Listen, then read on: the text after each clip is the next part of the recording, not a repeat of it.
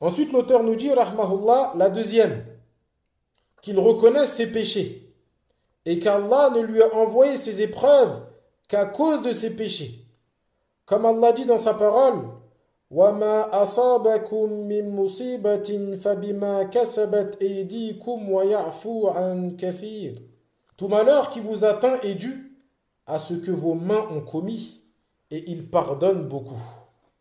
Lorsque l'on fait le lien avec ce que l'auteur, rahimahullah, vient de dire, et la foi au destin, on constate que le malheur est en faveur du croyant, et non en sa défaveur. Le malheur peut expier certains péchés que le serviteur a commis. Et ainsi, il aura été touché par un bien. Car s'il rencontre Allah avec ce péché, il s'expose à un châtiment. D'après Abu Huraira, qu'Allah l'agrée, le prophète Mohammed sallallahu alayhi wa sallam a dit: tout ce qui touche le musulman, que ce soit une fatigue, une maladie, un souci, une tristesse, une gêne, une angoisse, même une épine qui le pique, est une expiation de la part d'Allah de ses péchés. Et le hadith est rapporté par l'imam al-Bukhari et Muslim. Et l'épreuve est proportionnelle à la religiosité du serviteur. Comme nous l'avons vu plus tôt, les gens dotés d'une bonne religiosité sont ceux qui sont le plus touchés par le mal des gens. Le serviteur tombera forcément dans le péché. C'est pourquoi le prophète sallallahu alayhi wa sallam a dit dans le hadith rapporté par Anas ibn Malik, qu'Allah l'agrée, si vous ne commettiez pas de péché, j'aurais craint pour vous ce qui est plus grave que les péchés, la fatuité.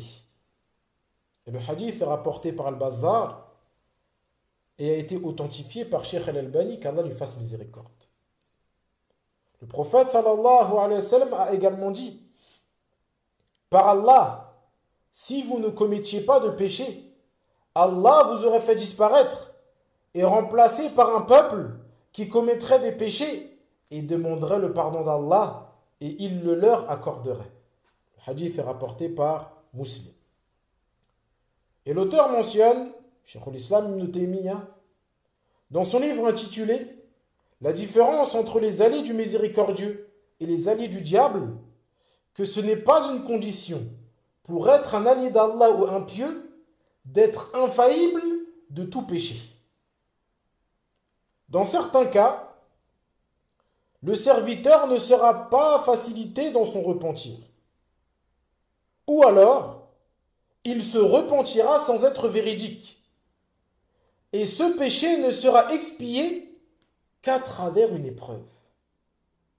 Parmi les épreuves, on trouve le mal que les gens peuvent lui faire. Et lorsqu'il patiente, il sera récompensé. Il faut toujours garder à l'esprit que les malheurs du croyant sont en sa faveur et non en sa défaveur, à condition qu'il croie et fasse preuve de patience. D'après Suhaib al-Rumi, qu'Allah l'agrée, le prophète sallallahu alayhi wa sallam a dit: comme la situation du croyant est étonnante.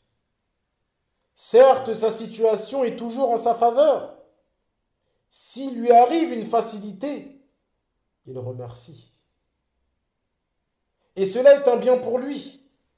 Et s'il lui arrive une difficulté, il patiente. Et cela est un bien pour lui. Et le hadith est rapporté par Muslim.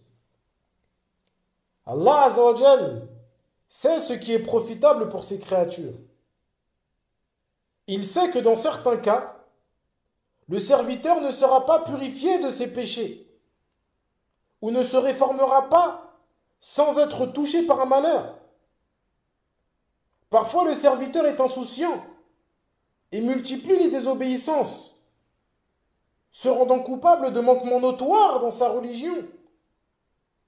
Dans le même temps, il est possible qu'Allah Azza wa Jal lui accorde ce qu'il aime dans ce bas monde, malgré ses péchés.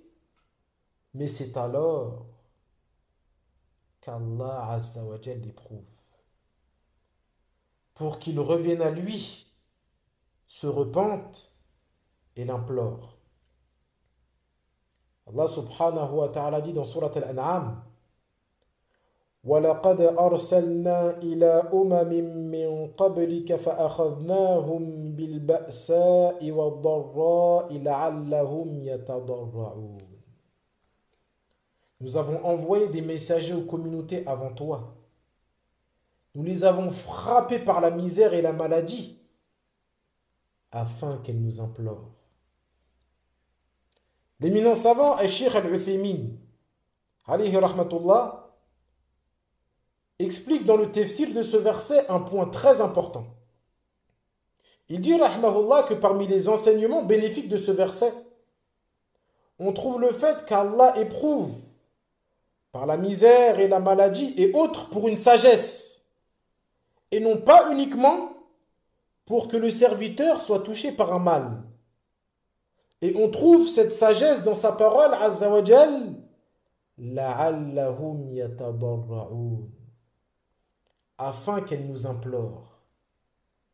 Il nous dit, rahmahullah, qu'il n'est pas possible qu'Allah veuille uniquement que le serviteur soit touché par un mal, mais plutôt que tout mal qui attend le serviteur est dans son intérêt.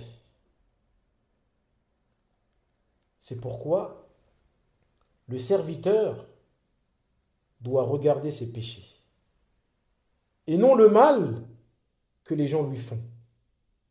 C'est pour cela que l'auteur nous dit, rahmahullah, donc si le serviteur reconnaît que tout ce qui le touche comme chose détestable et à cause de ses péchés, il s'occupe à demander pardon pour les péchés qui ont été la cause pour laquelle ces épreuves lui ont été envoyées et ne s'occupe pas à blâmer les autres, ni à leur faire des reproches, ni à médire sur eux. Il doit avoir conscience que cela est dû à ses péchés. C'est pour cela que les gens lui ont fait du mal. Ainsi, il s'empresse de se repentir et d'implorer le pardon d'Allah Azza wa Jal, car il ne sait pas par quels moyens ces péchés seront expiés.